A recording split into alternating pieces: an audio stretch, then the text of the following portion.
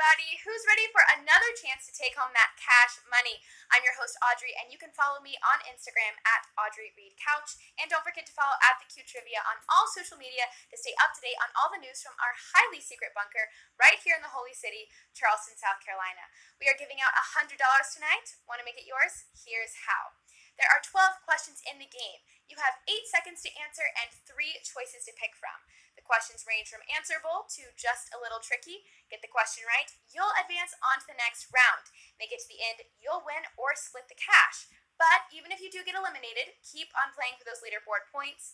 And to sweeten the deal, when you give your friends your referral code to sign up for the queue, both you and your friend get a free life to use on questions 1 through 11. So tell all your friends to sign up for the queue using your code right after the show.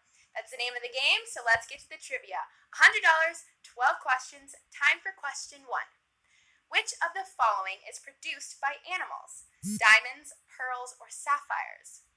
That's right, One of these precious stones is made by animals, although you can certainly get a lab-created one too nowadays. So, do you know which one it is? They're pronounced by several types of shell animals, pearls. That was a tough one to kick us off tonight, but so many of you aced it. Let's head to poetry for question 2. Edgar Allan Poe is well known for his poem named For Which Bird?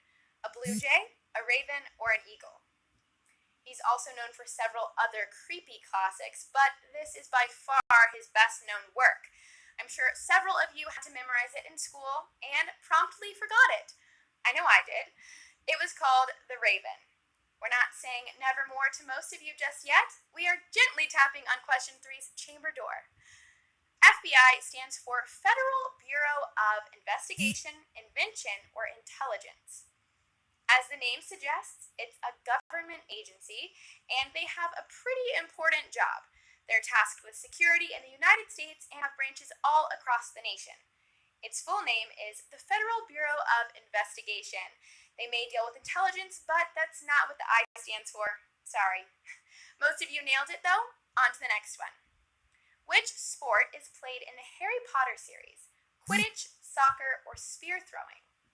Even if you aren't big on Harry Potter, this sport has really blown up in the wake of this series' success. So I know you know this one. In fact, we apparently have a pretty good real-life team in Charleston who play this sport. It is Quidditch. Except, the real-life versions doesn't involve flying broomsticks and all that. On to question 5. The Slurpee is a frozen treat found at Wawa, Kroger, or 7-Eleven. Speaking of, tomorrow you can get a free Slurpee from them. So mark your calendars and maybe think on why they would be giving away free Slurpees on that date anyway. Could it be related to their name? Yes, you can get one for free on 7-Eleven because, well, they're a product of the store 7-Eleven. You're all flying through these tonight. On to the next one. Who was George Eliot? An author, a singer, or a painter? I'll give you a hint. If this jogs your memory at all, she was a woman, despite how her name may sound, and she was one of the best in her field in the Victorian era. I'm sure many of you have read her works before. Yes, she was an author. That was her pen name. Her real name was Mary Ann Evans. And with that, we are moving along to the second half. Bring it on. Organic chemistry is mainly focused on which of the following? Carbon, hydrogen, or helium? Maybe this is bringing up some long repressed memories from undergrad, although I hear that physical chemistry is actually the tougher of the two. But if there's one thing that you all took away from the course, it's that it focuses on carbon. It's all about things that are made up of carbon. Well, in a nutshell. I'm no chemist, so don't quote me. Anyway, on to question 8.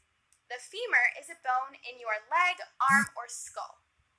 Think back to anatomy class. It can certainly come in handy right about now. This is the longest and strongest bone in your body, meaning it takes a massive amount of force to break it. It's found in your thigh, aka your leg. Looks like so far most of you still have a leg up in this game. Let's hit the map for the next one. In which sea can you find Malta? The Adriatic, the Ionian, or the Mediterranean? Malta is a beautiful island nation, and it became an especially huge tourist destination a few years back when a writer at BuzzFeed made a post about it. Seriously, the article blew up so much that the news outlets in Malta reported on it. However, it was a double-edged sword. While the money that comes from increased tourism is great, having tourists overrunning your country also has its downsides, as they soon found out. Even so, it really is a lovely island found in the Mediterranean Sea. And with that, we are moving along to double digits. Carmine is a shade of yellow, red, or green. I hope you really know your color wheel for this one. If we have any Pantone workers joining us tonight, now's your time to shine. Seriously, those people have an eagle eye for colors. If you didn't know, carmine is a shade of red. That was a tough one, but look at all you go. Nice work. You're nearly there. On to the semifinal question. Where is the Mile High City? Chicago, Portland, or Denver? There are nicknames for pretty much every major city in the U.S. So how many of you know which one often goes by this name? Take a guess. If you aren't sure, I'll give you a hint. It's pretty high above sea level. That's right, it is Denver. You're all breezing through this game tonight. Now let's head to the final question of the day. Bring on question 12. Who is the voice of Simba in the 2019 remake of The Lion King? Donald Glover, Keegan Michael Key, or James Earl Jones? It's premiering in about a week, and I'm personally so excited to see it. Lion King was one of my favorite movies growing up, and this looks like it's going to be an awesome addition to the franchise. And the best part? Simba is voiced by none other than Donald Glover. I'm really excited for him to take on this role, and it looks like congratulations are in order. We have a few of you taking home your share of the cash. Way to go. But if you didn't quite make it, no worries. You have another chance to win tonight at 8:30 p.m. Eastern back here with Chloe, so don't miss it. But for now, don't forget to follow at the Q Trivia on all social media. Thank you all so much for playing. Congrats again to all the winners. I'll see you later.